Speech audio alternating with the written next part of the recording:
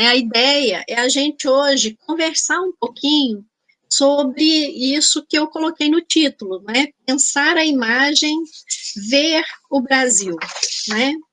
E aí, por que é que nós vamos falar de imagens? Né? Eu acho que nós podemos falar da importância das imagens com várias entradas, né? Basta ver que hoje nós vivemos com as imagens, né? Quem de nós não ri de um meme, né? Não está nas redes sociais editando as próprias imagens, não está vendo as imagens de uma questão política, né, ou social. Então, nós vivemos no mundo das imagens. Mas eu gostaria de falar com vocês, né, sobre as imagens de uma maneira um pouco mais ortodoxa, pelo meu lugar de fala, que é o lugar de historiadora. E por que eu escolhi esse título? Pensar a imagem, ver o Brasil. Bom, muito bem. Então, eu coloquei esse título, Pensar a imagem, por quê? Porque pensar a imagem não é apenas considerar que é possível a gente refletir sobre as imagens, mas considerar principalmente que as imagens nos fazem pensar. Então, como diz lá o cineasta Jean-Luc Godard, a imagem, ela é uma forma que pensa. Então, a imagem é uma forma que pensa. Então, quando eu coloquei esse título, Pensar a Imagem, eu estava me referindo não só sobre a nossa capacidade de refletir sobre as imagens, mas com uma certa, um certo agenciamento dessa própria imagem, considerando que a imagem é uma forma que contém em si um pensamento. E aí, a partir desse princípio, né, tem um autor, um professor, Etienne Saman, um livro que eu gosto muito, que se chama Como Pensam as Imagens, e ele vai começar o livro falando da quantidade de autores que vão valorizar essa consideração que nós acabamos de fazer, de que a imagem é uma forma que pensa. Aí ele começa lá pelo Freud, né, dizendo que a imagem, ela não é só um documento, ela é o objeto de um sonho, né, do sonho, nós sonhamos por imagens. A imagem, ela é ao mesmo tempo um objeto de passagem e uma obra para o Walter Benjamin. Ela também é um objeto de montagem para aquele que vai nos ensinar como fazer montagens cinematográficas, que é o Sergei Eisenstein. E ela vai ser um objeto de ciência para o Aby Warburg, né, que é um dos autores mais referenciados contemporaneamente a respeito da importância da imagem como um meio de se fazer ciência, né? Muito bem. Então, a partir dessas reflexões, nós podemos pensar isso, vamos refletir sobre a imagem, considerando que as imagens veiculam pensamentos, elas têm algo, aquilo que elas representam, né? Muitos dos que a produziram e de todos aqueles que viram as imagens.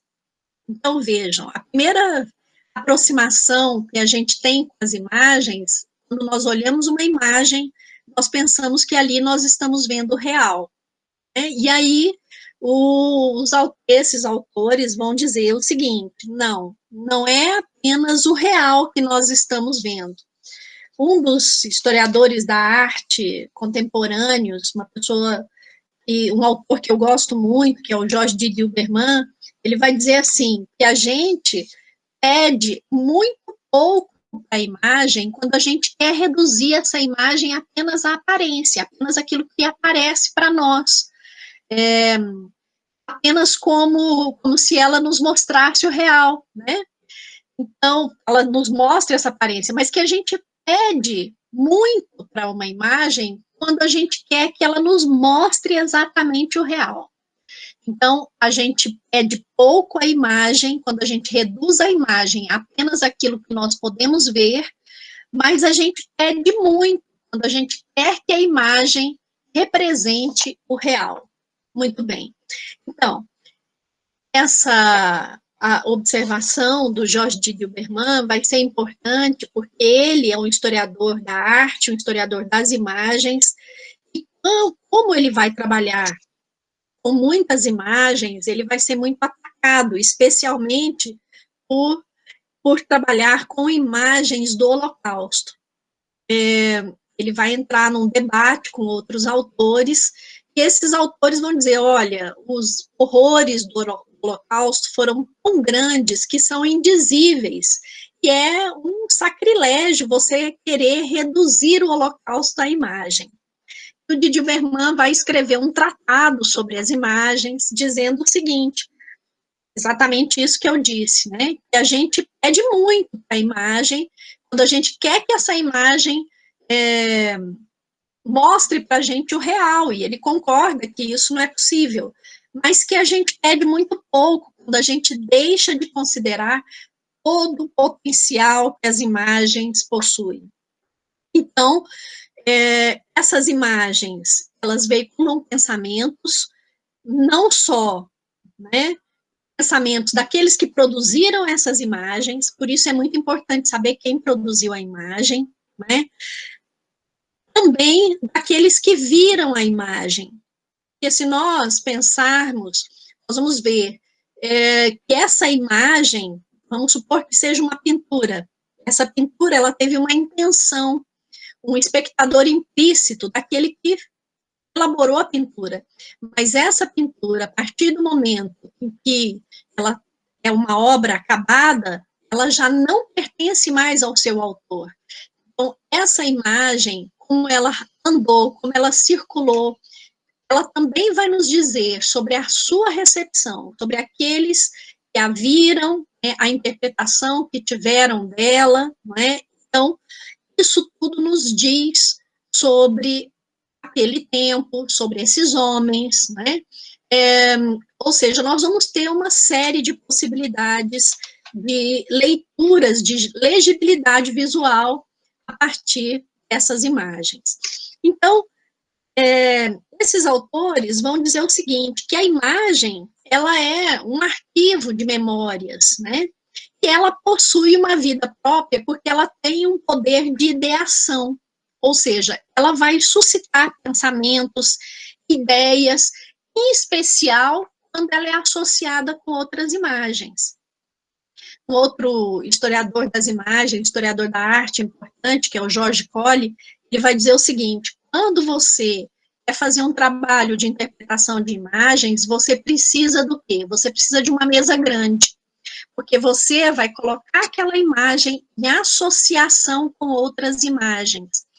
E o Etienne Saman vai dizer uma coisa muito bonita, ele vai dizer o seguinte, o que ocorre com as imagens, quando você associa uma imagem à outra, é a mesma coisa que ocorre com as palavras, numa frase verbal, ou mesmo com as notas, quando elas se juntam, né, se tocam, ressoam e formam uma frase musical, uma música. Então, esse poder de ideação das imagens, ele fica potencializado quando eu associo essa imagem com outras imagens. Isso é o princípio básico do cinema, não é isso? O que é o cinema? São as séries que a gente tanto gosta, né, os filmes, senão associações de imagens. Né? Muito bem. Então, essas imagens também, além desses princípios gerais, né, nós podemos utilizar as imagens como meios para compreendermos os suportes nos quais elas estão. Um exemplo muito claro para nós que somos professores, as imagens nos livros didáticos. Né? Se nós pensarmos bem, essas imagens nos livros didáticos, elas vão trazer coisas muito importantes para nós, né? A gente pensa o livro didático só com o texto escrito, com aquele conteúdo, mas nós não observamos a capa do livro, o projeto editorial daquele livro, né? O projeto gráfico editorial, os arranjos visuais que existem naquele livro, eles são pensados intencionalmente para favorecer a legibilidade visual. Por exemplo, estudos do design mostram que a leitura ocidental, ela se dá de cima para baixo e da esquerda para a direita.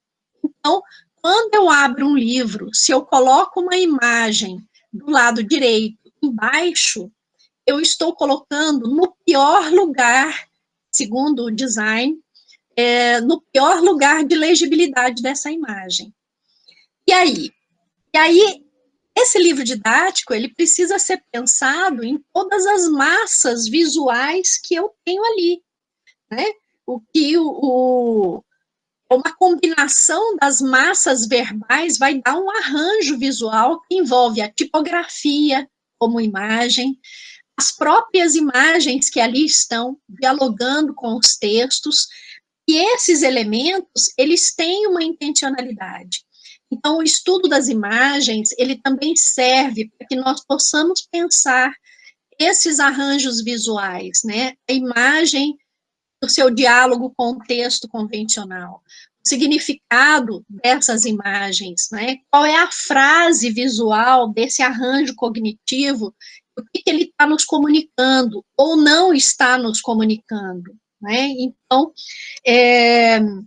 investigar esse tratamento também é uma grande possibilidade para nós, né? Bom, vocês estão me ouvindo bem? Só me digam aí, alguém no chat, estão me ouvindo bem? Ok, beleza. Então, podemos continuar. Vamos lá. Então, gente, é estimulada, né, esses princípios colocados aqui de uma maneira muito rápida, é que eu gostaria de trazer a vocês um pequeno exercício, ok? Já que nós estamos distantes, né? Eu queria trazer a vocês um exercício para ficar mais dinâmico aquilo que a gente está conversando, né?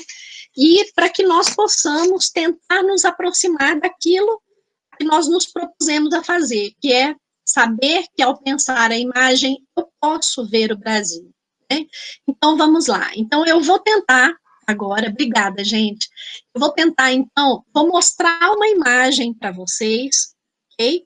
É uma imagem do século XIX, e eu gostaria que vocês olhassem um pouco essa imagem, tá? Vou tentar aqui apresentar essa imagem a vocês. E a Estael vai me falar por telefone se vocês estão vendo essa imagem, tá bom? Vamos lá.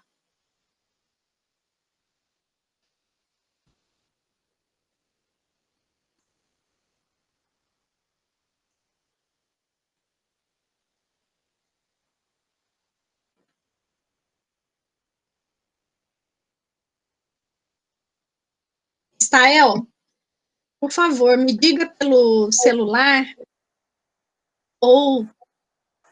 Ainda não veio. Não foi? Ainda não. Peraí. Vou tentar aqui de novo, tá? Uhum. É porque ele não me autorizou a compartilhar ainda. Um minutinho. É.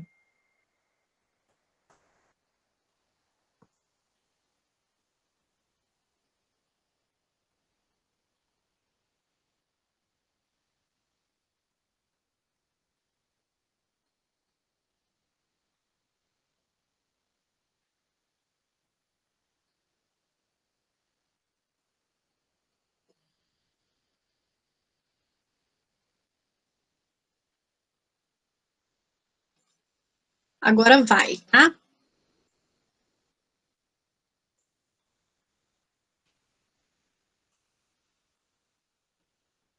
Então, vocês estão vendo essa imagem? Vocês estão vendo a imagem? Sim, tá ok, Heloísa. Ok, gente. Então, eu gostaria que vocês olhassem um pouco essa imagem, né? E aí, observassem primeiro a imagem. A primeira coisa que nós fazemos quando queremos analisar uma imagem é observar essa imagem sem nenhum tipo de referência formal a respeito dela. Esse primeiro olhar é um exercício que nós chamamos de equifrases. É um exercício importante para vocês testarem a sua percepção sobre a imagem.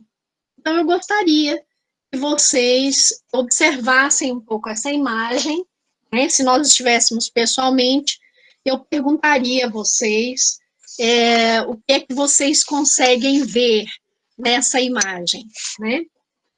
E aí, sem nenhuma grande elaboração, né, vocês poderiam me dizer o que vocês estão vendo. Vocês estão vendo 4 figuras, isso? 4 figuras, pessoas de idades diferentes.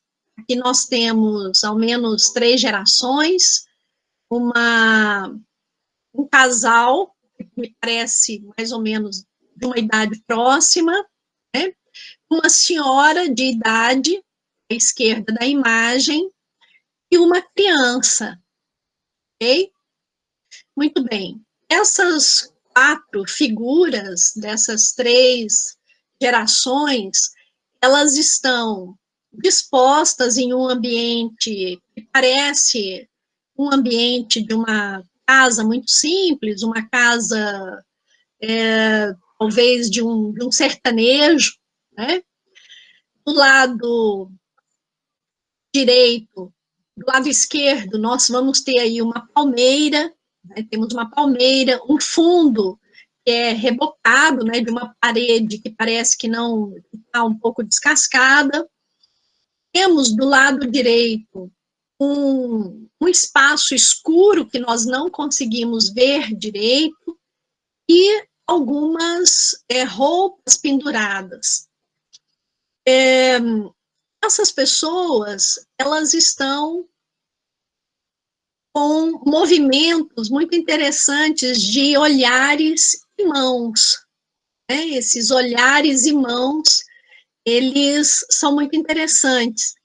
Por quê? Porque nós temos, se olharmos, né, aí à nossa direita, nós vamos ver um homem sentado com as suas mãos sobre os joelhos, ele olha, assim, de uma forma, né, de soslaio para uma criança. Essa criança está no colo de uma senhora, que nós podemos supor que fosse a sua mãe. Essa criança, ela aponta, assim como a mãe, para uma outra senhora que está em pé, do lado esquerdo, e coloca as suas mãos para os céus, né? Então, essa é uma imagem bastante famosa, uma imagem que possivelmente vocês já viram em livros didáticos ou em outras ocasiões, e é uma imagem que se chama Redenção de Cã. Tá? Redenção de Cã, que é uma imagem de um pintor compostelano chamado Modesto Brocos. Compostelano, ele nasceu em Santiago de Compostela, veio para o Brasil ainda jovem, teve aulas aqui, e depois, bem no início da República, ele é convidado para ser professor da Escola Nacional de Belas Artes. Com essa tela, ele ganha o prêmio da Escola Nacional de Belas Artes. Ele ganha o prêmio, a medalha de ouro, por essa tela em 1895. Uma tela, inclusive, que vocês podem observar, ela está restaurada no Museu Nacional de Belas Artes quando acabar a pandemia. Okay? Então, vocês podem observar nesse museu. Muito bem. E o que nós poderíamos ainda, então, a partir desse primeiro exercício, e a gente pode até desdobrar infinitamente esse exercício de percepção. Vocês podem observar como essas figuras estão vestidas, vocês podem observar o que essas mãos estão fazendo, vocês podem observar o que esses olhares estão dizendo, né? Enquanto esse homem olha para a criança olha para a avó e a avó olha para os céus, né? Eu estou dizendo avó porque a impressão que nós temos é que é uma família de um homem branco, uma mulher, que é uma mulher um pouco mais morena, né? Ela carrega uma criança branca no colo, e essa, que poderia ser a sua mãe, né, uma avó, é uma mulher negra. Muito bem. Modesto Brocos, ele nos dá uma dica do que ele pensou com esse quadro. Talvez nessa dica, né, esteja a explicação dele ter ganhado a medalha de ouro em 1895 desse quadro. Ele chamou o quadro de Redenção de Cã. Redenção de Cã. E aí é muito interessante, né? Porque quem é Cã? Cã é uma figura bíblica, né? A própria palavra redenção, ela já nos leva a uma questão espiritual. Então, Cã é uma figura bíblica. Bom, qual é a história de Cã? Né? A história de Cã, ela está lá em Gênesis, tá? Depois nós vamos voltar aqui na imagem, mas está em Gênesis 9, no capítulo 21. E tendo Noé bebido do vinho, se embebedou e apareceu nu em sua tenda. E tendo visto Cã, veio rindo dizê-lo aos seus irmãos. E Noé, despertando da sua bebedice, como soubesse o que tinha feito, o filho mais moço, disse: Maldito seja Cã, seus filhos serão escravos dos escravos de seus irmãos. Foi assim que a raça gerada por Cã na terra adulta da África ficou sendo preta e feia, maltratada e escrava. Esse é um trecho de um texto que foi publicado na Gazeta de Notícias do Rio de Janeiro, em 5 de setembro de 1895, com um pseudônimo, né, chamado Fantasio, que nós sabemos que é o pseudônimo do poeta parnasiano Olavo Bilac. Muito bem, então ele vai fazer 1000 elogios à obra e vai começar com Gênesis capítulo 21. Então, o que disse lá no Gênesis? O que ocorreu com Noé? Noé, depois, né, daquela história toda da arca, ele chega num determinado local, começa a viver com a sua família, ele tinha 3 filhos, Sem, Jafé e Cã, e aí ele bebe muito um dia e fica bêbado, e Cã, seu filho Cã, o vê bêbado e chama, bêbado e nu, e chama os seus irmãos. Oh, nossa, meu pai está nu, né? Então, quando ele recobra a lucidez, né, e se torna sóbrio, os filhos vêm contar que eles tinham sido, que eles tinham visto o pai nu em função do que o Cã mostrou. Então, Noé vai ficar muito chateado, muito bravo, e ele vai amaldiçoar o seu filho Cã. E vai amaldiçoar o seu filho Cã e dizer que, a partir daquele momento, os filhos iriam povoar a terra, mas que Cã, por ser maldito, os filhos de Cã seriam escravos dos irmãos dele. Muito bem. Essa parte, né, aqui que nós temos do Gênesis 9 é interpretada, então, como a origem dos africanos, visto que Cã, segundo essa interpretação bíblica, teria sido o ascendente dos africanos, e como os africanos foram escravizados, nesse trecho da Bíblia, segundo essa interpretação, estaria, então, uma justificativa para que essa escravidão fosse algo que Deus gostaria que ocorresse, né? Muito bem. Então, essa é uma interpretação que corre na Idade Média, e que vai justificar, de alguma forma, a escravidão. Bom, mas isso é a maldição de Cã, né? Essa é a maldição de Cã. E o que vai acontecer? Brocos vai falar da redenção de Cã. Por que a redenção de Cã? Porque se nós voltarmos para a imagem, nós vamos observar, olha só, vamos observar as mãos aqui, lidas da direita para a esquerda, as mãos que descansam, abençoam e agradecem, elas estabelecem um elo composicional entre as figuras e reforçam o sentido da remissão do pecado, o pecado que Cã cometeu. Por que Cã aqui estaria redimido? Porque o filho desse casal, entre um homem branco e uma mulher que é morena, né, seria um menino branco. A sua avó está fazendo o quê? Ela agradece aos céus, porque o resultado dessa miscigenação foi um menino branco, né? Então, essa Cã estaria redimido a partir do momento em que essa miscigenação ocorresse, né? Então, a criança nasceu branca, a senhora idosa vai dar graças a Deus, e a partir daí, então, esse pecado original de Cã estaria resolvido, né? Muito bem. A partir dessa interpretação, o que vai ocorrer, né? Nós vamos começar a ler o quadro Redenção de Cã como um quadro que vai concordar com essa interpretação torpe que haveria uma justificativa para a escravidão. E que Modesto Brocos estaria defendendo a miscigenação, né? Muito bem. Então, nós vamos, então, investigar a imagem, né? Então, observando a imagem, nós vamos perceber, né, esses elementos aqui, como eu falei, né?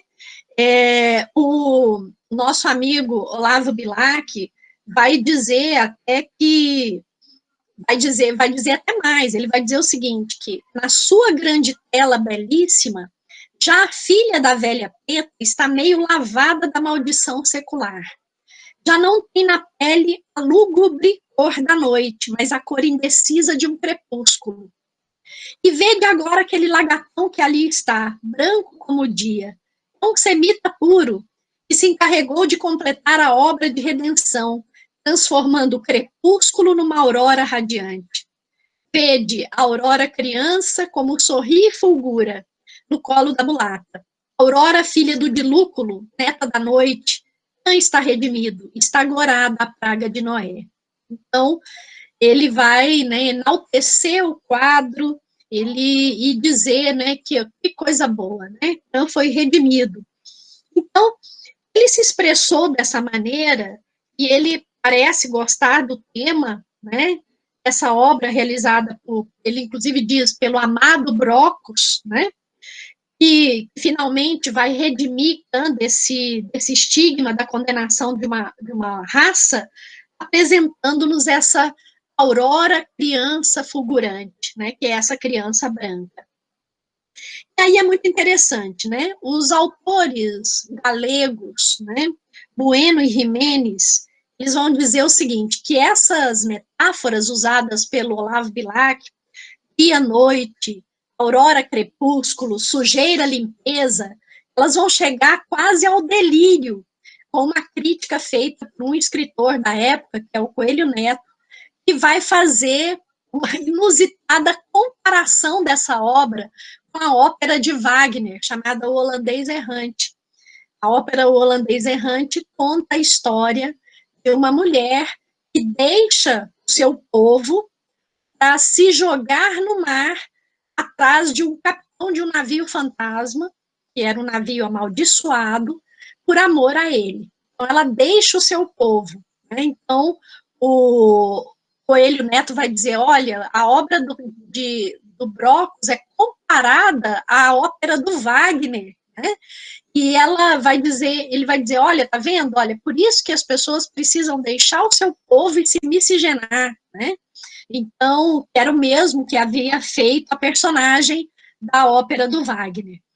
Bom, embora, né, a gente possa pensar que esse aqui, antes, né, mostrando para vocês aí mais uma parte da imagem, essas linhas imaginárias que foram planejadas na diagonal, quando o artista foi compor o quadro, elas se cruzam e se dirigem para dirigem o olhar do espectador para onde ele quer que a gente olhe, para o ponto central e o mais importante da imagem, que é a criança, que é essa personagem ícone da transição entre as raças, né?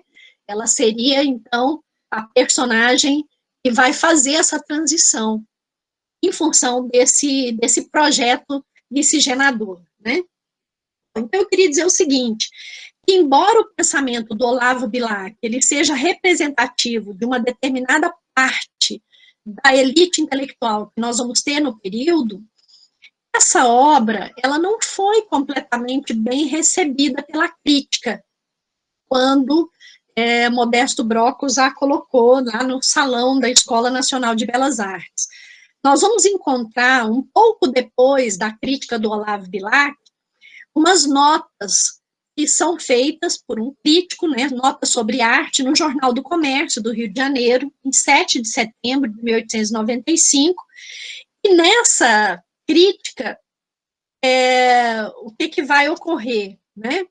Nós vamos ter, bom, aqui ainda é o fantasio, nós vamos ter um outro crítico dizendo o seguinte, que o quadro era bom, que o Broccos era um bom desenhista, mas que esse assunto da miscigenação de negros com brancos era um assunto muito delicado. Então, ele vai dizer o seguinte, olhem aí, demais o assunto em si é pouco delicado para ser assim publicamente tratado. Envolve fatos sociais que realmente se dão, mas que não são aceitos na ordem geral de coisas. Fere preconceitos ainda arraigados em muitos espíritos, e para ser compreendido, demanda explicações demasiadamente delicadas para serem franca e claramente expostas. Na nossa opinião, representa apenas um simples episódio que ocorre na nossa vida social, mas sem constituir normalidade, e ao qual se deu um título ruidoso, nosso ver inadequado.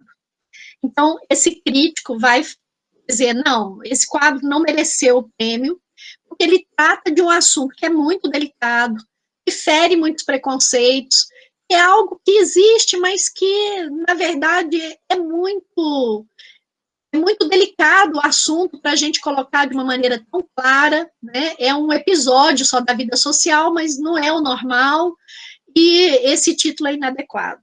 Então, ele vai dizer que é como se esse assunto da miscigenação fosse um assunto tabu. É muito interessante isso, porque, de fato, nós vamos observar que o tema da miscigenação é um tema que não era uma unanimidade, né? No Brasil, esse do alvorecer aí da República, né? É um assunto que vai levar a muitos debates.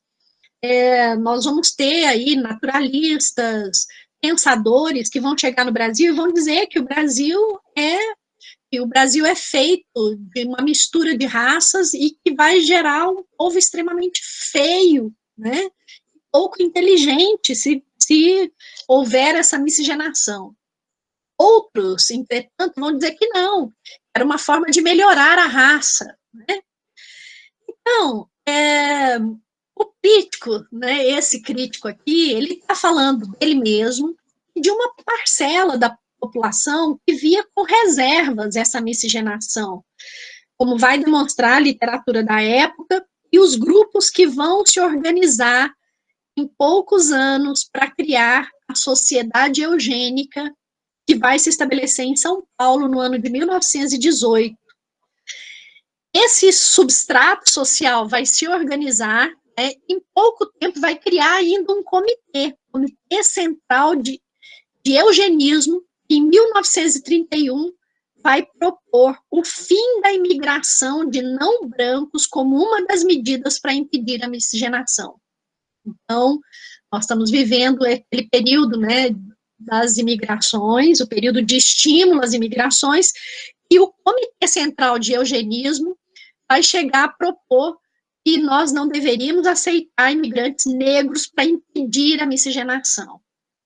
Então, todavia, né, o Brocos, ele é vencedor da exposição de 1895, e o assunto que ele trata vai ser colocado em xeque no primeiro Congresso Internacional das Raças, que foi realizado em Londres no ano de 1911, quando esse médico que vocês estão vendo aí, Dr. João Batista Lacerda, que era do Museu Nacional do Rio de Janeiro, ele vai defender o projeto de miscigenação com um argumento básico, que, ao contrário do que se pensava, o processo não geraria seres inferiores, né? Logo depois do congresso, o médico vai reproduzir o seu texto em francês com uma cópia da obra do Brocos, apresentada como uma expressão visual da profecia dele, que dizia o seguinte: em menos de um século, o Brasil será branco. Então, isso era o que defendia o João Batista Lacerda. Então, é interessante a gente perceber que no momento em que o Brocos apresenta esse quadro, a miscigenação, ela não é uma proposta unânime. E a obra dele vai ser apropriada tanto para uma crítica a esse projeto, quanto para a defesa desse projeto, como é o caso do projeto embranquecedor, que vai ser defendido por médicos e por muitos intelectuais que estavam ligados aos estudos raciais aí no período que antecedeu a Primeira Guerra. Mas vamos observar o que o próprio Brocos diz sobre a própria obra, né? Então, aqui são estudos, né, de redenção de Kant, que eu coletei lá no Museu, né, Nacional de Belas Artes. O Brocos, ele vai escrever alguns livros. Ele escreve alguns livros, e aí ele escreve um livro que se chama A Questão do Ensino de Belas Artes. E quando ele vai elogiar a prática do seu professor de pintura, lá em 1876, ou seja, bem antes, né, dele fazer esse quadro, ele nos revela quem é que sugeriu esse tema para ele. Ele diz o seguinte: quem me sugeriu esse tema foi Vitor Meirelles. O Vitor Meirelles chamou seus alunos e falou: olha, eu quero que todo mundo represente, escreva, faça um quadro com o tema Noé Bêbado, né? Então, o Vitor Meirelles explica, inclusive, como é que esse quadro deveria ser feito, né? Deveria-se fazer um esboceto, desenhar a carvão e crayon, fazer estudos parciais, como ele está fazendo aqui, né? Combinar esses desenhos, pintar isso no claro e escuro, para finalmente dar a cor. E aí o Brocos faz esses desenhos preparatórios para o tema e vários outros, e ele, obedecendo, né, essa indicação de pensar as roupagens, como a gente pode observar nesse material aí. Então, o Brocos ainda informa nesse livro que foi na região do Soberbo, no Rio de Janeiro, que ele fez os seus estudos para a redenção de Kant. Uma paisagem que vai, inclusive, influenciá-lo nos seus últimos anos, servindo de modelo para as últimas pinturas que ele faz. E aí, ele mesmo deprecia o resultado da premiação da obra, explicando que essa obra foi o resultado de uma briga entre dois pintores que eram colegas dele, o Henrique Meirelles e o Rodolfo Amoedo. Ele vai dizer o seguinte: no ano de 95, eu expus Redenção de Kant. Foi um sucesso. De lá que escreveu uma engenhosa crítica sobre a maldição de Noé, que meu quadro desmoralizava. Inspirou Coelho Neto uma composição sobre o navio fantasma. Os alunos me ofereceram uma palheta e os jornais desbragaram-se em elogios. Tudo isso foi obra dos meus amigos, principalmente do Henrique, pelas ganas que tinha o Amoedo, pois esse esforçara-se mandando alguns bons trabalhos naquele ano e convinha ao amigo exagerar o valor do meu quadro. O júri influído concedeu minha primeira medalha. Então, ele nem achava que esse quadro era grande coisa e que, devido à contenda entre o Rodolfo Amoedo e o Henrique Bernardelli, como o Rodolfo Amoedo tinha mandado boas obras e o Bernardelli não queria que ele ganhasse, ele exagerou, então, nas virtudes dessa obra e teria dado a ele o prêmio.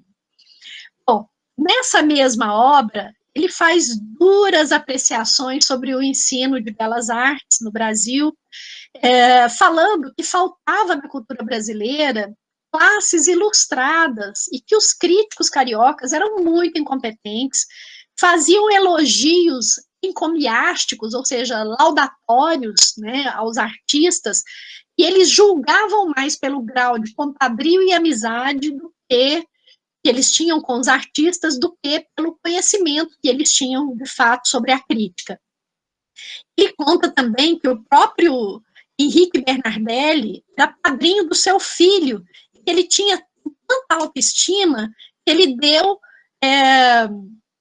o nome do filho dele, o nome do artista, Adriano Carlos Henrique Dias Brocos, que teria sido uma homenagem ao Henrique Bernardelli. Bom, então, ele não recebe a medalha de imediato, eu encontrei cartas dele reclamando, mas, enfim, ele vai receber posteriormente, né? E aí é muito interessante, né? Nós vamos ver que Redenção de Cã vai ser também apreciada por aqueles autores galegos que eu falei para vocês, como uma versão singular da Sagrada Família, um presépio tropical. E aí eles informam, dão uma informação muito importante, muito interessante, que o modelo do Brocos para a criança foi o filho do jurista Rodrigo Otávio, que escreveu essas memórias aí, Minhas Memórias dos Outros. E nessas memórias ele escreve o seguinte: a pintura a óleo guarda a pinacoteca da escola alguns apreciáveis quadros, entre os quais a formosa tela das 3 gerações, para o qual meu filho, com alguns meses de idade, ainda criança, né, transpirando no ouro dos cabelos e no rosado das faces, a exuberância de seu sangue escandinavo serviu de modelo. Então, olhem só, né? Então, o Rodrigo Otávio vai dizer que esse menino, né, pintado pelo Brocos, quem tinha sido modelo era o filho dele, que tinha um sangue escandinavo de um menino branco, né? Então, dito essas coisas, né, e aqui é muito interessante a gente observar, porque são alguns pontos sobre a obra, que nós estamos contrapondo a obra com documentos a respeito da obra. A gente poderia perguntar, será que o Brocos realmente era um autor racista que defendia o projeto de miscigenação?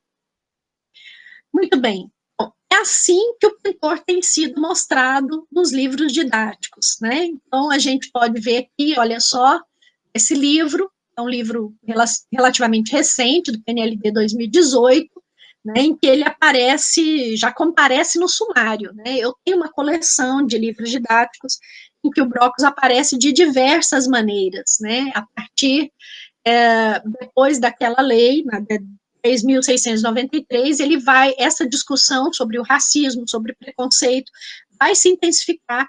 O Brocos tem sido apropriado como esse pintor racista, como um pintor que defendia a miscigenação. Então, mas será que o Brocos realmente defendia a miscigenação? Então, é algo que eu tenho pensado sobre isso, né?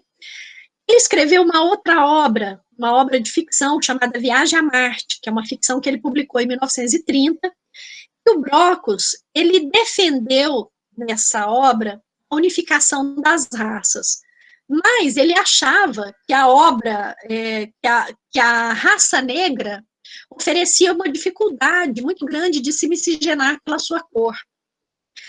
Na concepção da obra, o pai da cena sertaneja do século XIX, vocês podem observar aqui agora novamente, é uma figura apartada do conjunto que envolve mãe, filho e avó. O pai europeu de Brocos pousa as mãos sobre os joelhos, seu gesto é de espera e associado à expressão facial que oscila entre a satisfação e a incredulidade. Sempre ao olhar para essa imagem, eu desconfiei desse olhar de satisfação e incredulidade desse homem branco. Ela foi executada com a predominância de tons terrosos e amarelados, cores que o Brocos explicitamente defendeu como cores que deveriam ser executadas quando o pintor quisesse expressar ironia e um certo humor, um outro livro que ele escreveu chamado Retórica dos Pintores. Então, a partir desses indícios, Brocos, eu concluo, né, que o Brocos, ele não parece ter sido um defensor do embranquecimento, embora essa tenha sido a conjuntura que vai emoldurar historicamente essa cena. Uma série de indícios na representação do negro e na mistura de raças na obra do Brocos, a sua opção parece ter sido mais anedótica para um tema ainda tabu em 1895, período em que a tela foi apresentada nos salões da Escola Nacional de Belas Artes. Brocos se utilizou, por outro lado, da tradição bíblica para montar sua obra. A cena contém elementos que aludem à história de Jesus, fixado como um menino que segura uma laranja, o círculo de expressão de seu domínio sobre o mundo. Essa mulher, essa mãe, ela é uma Madonna negra, né? A mãe porta-se e veste-se como uma Madonna da tradição cristã, e a palmeira e o portal de madeira são sugestivos das manifestações dos palmeiros peregrinos e do eixo vertical da cruz de Cristo, né? Todo o movimento da obra é no sentido horário, composto pelas mãos que abençoam e dão graças, e que, completadas pelas folhas da planta, vão desembocar em um ambiente escuro com peças de tecido pendurado. O que isso lembra para a gente? Um ambiente escuro com peças de tecido pendurado. Mais uma vez, né, uma referência ao sentido da redenção que se dá nos evangelhos, pelo ambiente que a gente conhece como túmulo vazio, né, e os restos da mortalha que se vão encontrar, que se vai encontrar de Jesus, né, que tinham sido usadas para enrolar o corpo.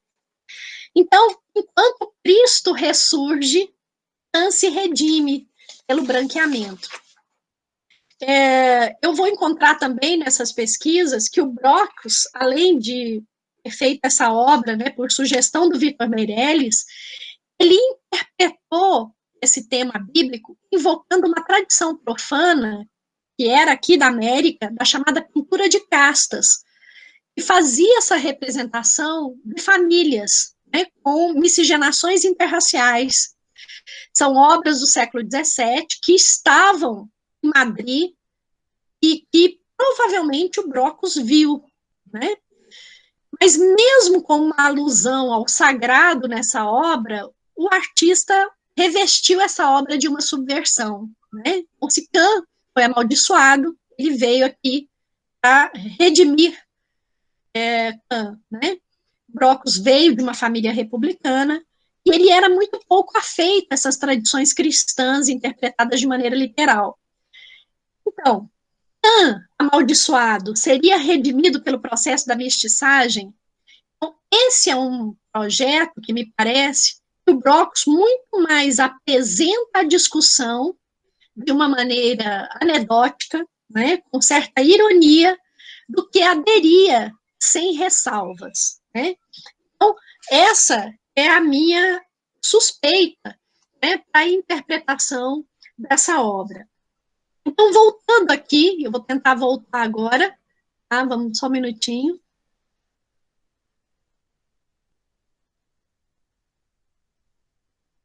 Eu continuo apresentando para vocês, Estael? Continua. Tá, vou fechar aqui, só um minutinho.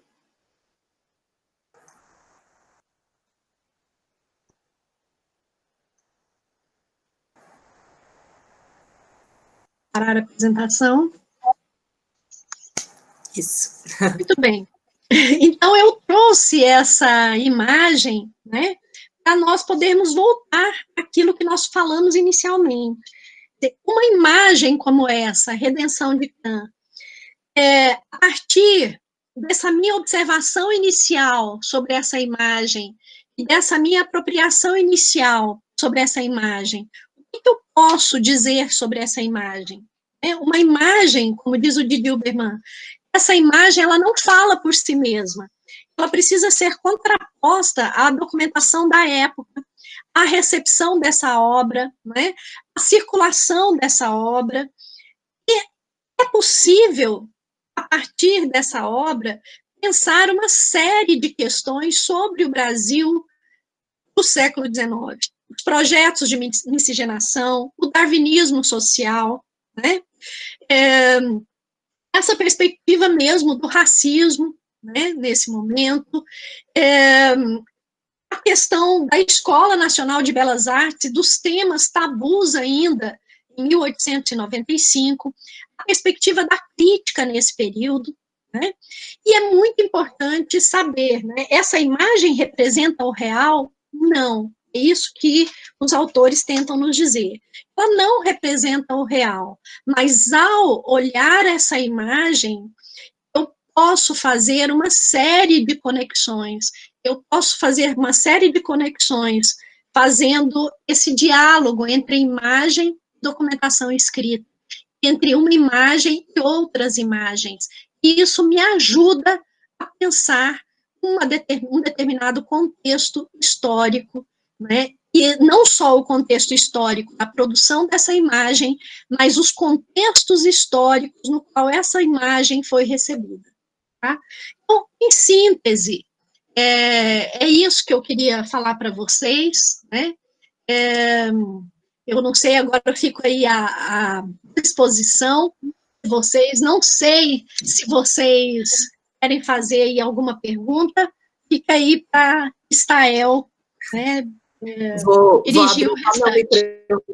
deixar a câmera ainda por conta da intérprete. Luísa, agradecer, né? Eu acho que todos puderam sentir e perceber a beleza, né, que tem nesse trabalho. O trabalho com a imagem, a leitura da imagem, a leitura de todo esse contexto que envolve a imagem e a produção dela é algo riquíssimo, né? E que, com certeza, todo mundo que está nos acompanhando pode absorver, né, novas perspectivas de leitura. Uma coisa importante é a relação que você faz com a questão do livro didático, né? Para quem trabalha a história, a geografia, a sociologia, né, percebe que a gente tem aquela visão muito limitada ainda do uso da imagem no livro didático, e que ela pode ser muito, muito enriquecida, né, com uma análise mais aprofundada, com uma leitura como as que você nos apresenta nesse momento, né. Então, a gente vai abrir agora, quem quiser fazer os questionamentos, suas colocações aqui no chat, eu vou acompanhando e passando para você para a gente fazer o debate. Então, enquanto as pessoas vão aí colocando as questões, né, se houver questões, eu gostaria de dizer, né, que o importante, quando nós olhamos a imagem, por isso eu trouxe esse exemplo, é que nós possamos desconfiar dessa imagem, né? Então, em primeiro lugar, eu olho a imagem e eu preciso desconfiar da imagem. Eu não posso naturalizar essa imagem. Eu preciso fazer perguntas para essa imagem. E a imagem, segundo o Jorge de Dilberman, ele diz o seguinte: nós vamos fazendo aberturas de questionamentos que a própria imagem vai trazendo para a gente. Então, por exemplo, vamos supor que eu fosse usar essa imagem em sala de aula. eu não posso dar todas essas informações que eu dei para vocês aqui agora, né? Isso tem o caráter de uma palestra para esses alunos, mas eu posso perguntar a eles o que vocês veem nessa imagem e deixar que cada um traga questões.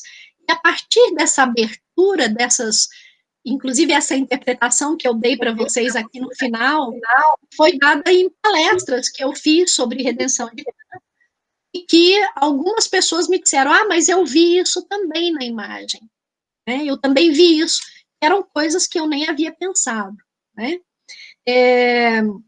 Uma coisa, eu tenho pesquisado esse pintor espanhol já há algum tempo, devo produzir um livro sobre ele, e essa interpretação de que o Brocos não defendia a miscigenação, ela vem dessas suspeitas, né, que eu pude fazer cruzando esses documentos, e também de uma entrevista que a neta do Brocos deu a um curador, um historiador da arte, chamado Paulo Herkenhoff, em que ela dizia, não, ele não defendia isso, né? Ele não defendia isso.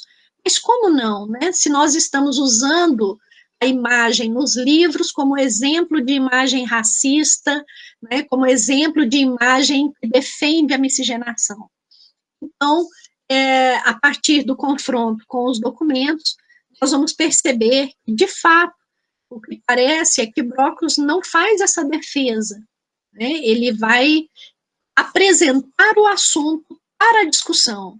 Não era o assunto que o apaixonava, ele não criou a obra, né, da sua imaginação, ela foi sugerida por um professor, e ele vai compor a obra com elementos pictóricos que estão cheios de ironia. Então, eu só posso pensar isso não apenas com o que a obra me traz, né, mas fazendo a correlação dessa pintura com o que ele produziu, né, com o que os críticos falaram dele e com a maneira como a gente recebe essa obra atualmente, né. Então, de qualquer maneira, Meire dizendo que está chocada, né, então, diz para a gente aí, Meire, por que você está chocada, né? Então, é uma coisa muito interessante a gente observar isso. Eu, agora, enquanto vocês escrevem, vou falando, eu consegui, no ano passado, essa neta do Brocos, ela faleceu, e o filho dela me abriu uns arquivos. Então, eu tenho mais obras do Brocos para fazer essa interpretação, né? Porque o Brocos, durante algumas das suas exposições, uma delas em especial, ele apresentou 10 telas de negros. E numa época em que não era comum se representar negros, né? Então, ele vai fazer muitas apresentações de negros. Como ele vendeu praticamente toda a sua obra, é muito difícil ter acesso a esse material. Mas eu consegui mais ou menos umas 40 obras agora da família, e coincidentemente mora em Goiânia, e eu soube muito depois, e esses documentos precisam ser confrontados, tá? Para que eu possa escrever com mais segurança. Mas, enfim, o que eu queria mesmo era mostrar para vocês como, a partir de uma imagem, nós podemos ver um Brasil, né? O Brasil do século XIX, o Brasil de uma elite, muitas vezes eugênica, né? E que vai ressoar em muitas coisas que nós vemos hoje, né? Por isso é tão importante pensar essas imagens, né? Para que nós possamos tentar ver esse Brasil. Né? Bacana, muito bom. Vamos lá. Bom, a Tatiana está colocando aqui que moraria na palestra. E realmente, eu estava com saudades de te ouvir, é muito bom te ouvir sempre. Sua fala é encantadora, sempre.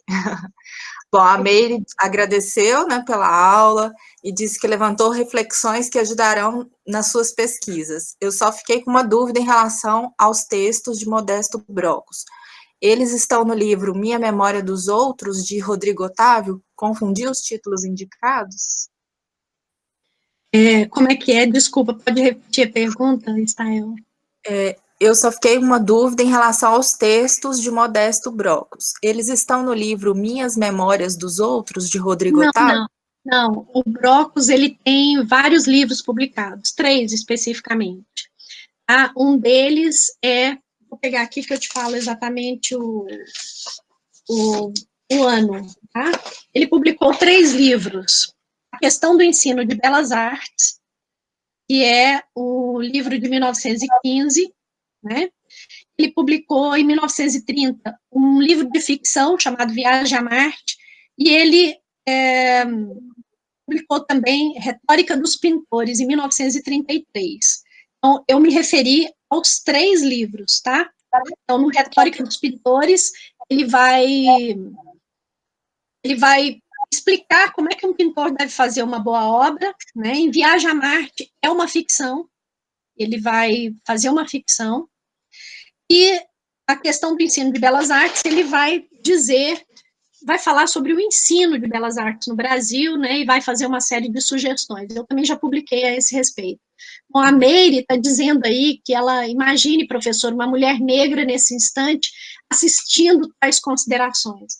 De fato, né? Então, mas é algo importante, né? É importante a gente saber como é que essas elites se comportaram, né? As interpretações torpes que nós tivemos de uma passagem do Gênesis que absolutamente não diz o que interpretaram, né? Isso tudo nos faz compreender o hoje, né? A nossa realidade, a nossa contemporaneidade. Então, daí vem todo esse racismo estrutural, né, que nós precisamos lutar para romper, né? Então, Brocos, aqui, claro, eu estou tentando fazer uma análise um pouco mais fina, né, disso aí, mostrando que ele está apresentando o tema, tá? Ele é um homem da sua época, o que não justifica nenhuma atitude racista, mas ele é um homem que está apresentando, ele não tem muita certeza se essa miscigenação vai dar certo, como dizia o João Batista Lacerda, e tinha tanta certeza que em 3 gerações o Brasil seria branco, né?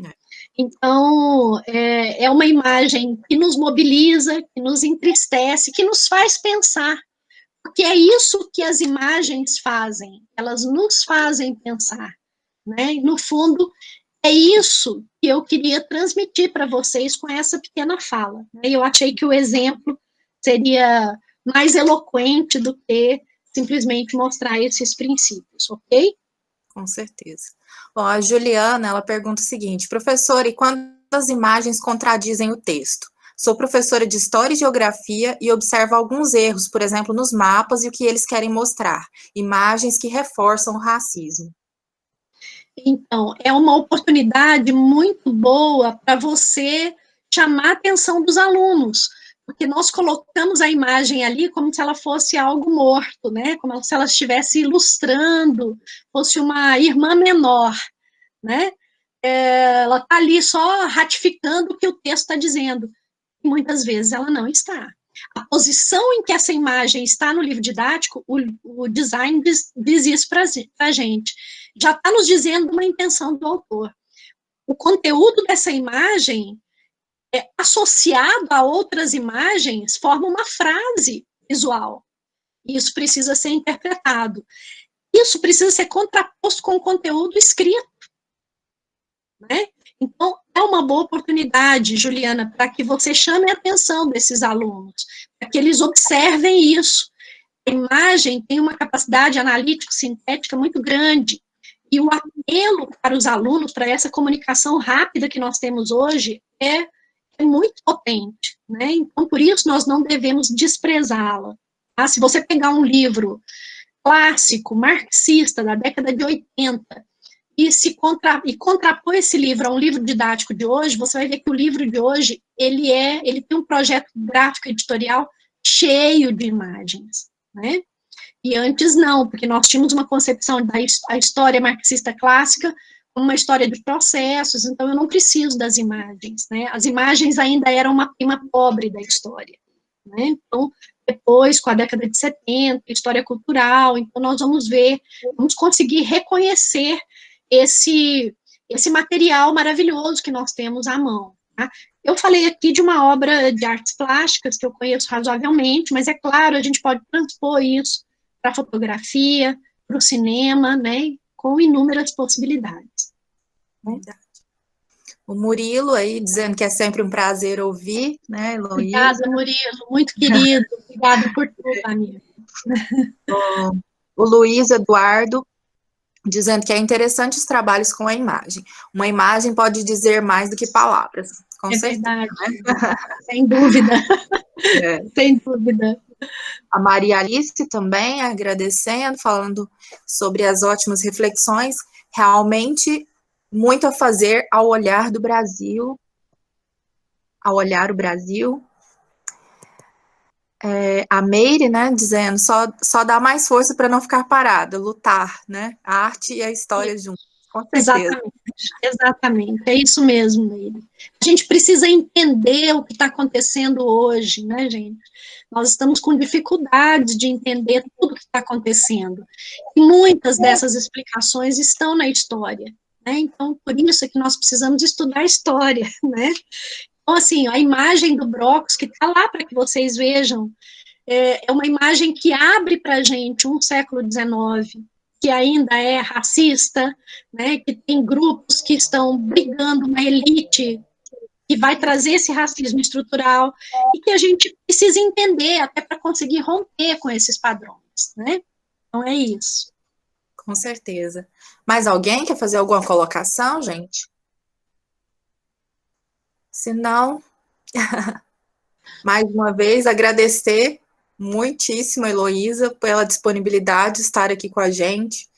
Com certeza, quem esteve aqui acompanhando está muito feliz, né? Como disse a Tati, dá vontade de morar, de ficar ouvindo muito. Obrigada, Estael, muito obrigada. Eu sou apaixonada por imagem desde sempre, eu acho que a imagem diz muito, muito, muito mais mesmo do que as palavras, como a Meire colocou. E é muito importante a gente ter esse cuidado em lê-las, né? Então, seu trabalho é fantástico nesse sentido, e é sempre uma inspiração para mim, o seu trabalho, você enquanto pessoa. Mais uma vez, só agradecer. Agradeço muito a vocês, viu, que estiveram aqui, tiveram paciência com os nossos problemas aí técnicos também, e com essa fala que é um pouco esquizofrênica, parece que eu estou falando para ninguém, mas assim, eu prefiro conversar pessoalmente. Mas enfim, e assim, agradecer e dizer, dar os parabéns, né, para vocês aí de Jataí, que tem um trabalho tão bonito, né, Murilo também, a Tatiana, você, Estael, né, todos que aqui estiveram. Muito obrigada pela oportunidade, tá bom? Nós ficaremos muito felizes em recebê-la pessoalmente aqui depois disso tudo. Vamos que seja breve. Um momento para estarmos juntos aqui, todos nós. Isso, muito obrigada por tudo. Tá? Obrigada a você, obrigada a todos que acompanharam, e sigam acompanhando as atividades do projeto nos próximos dias, tá? Na próxima semana temos 3 palestras que eu já passamos a divulgação para vocês. Continuem participando com a gente. Boa noite a todos, muito obrigada. Obrigada, boa noite, gente. Muito obrigada.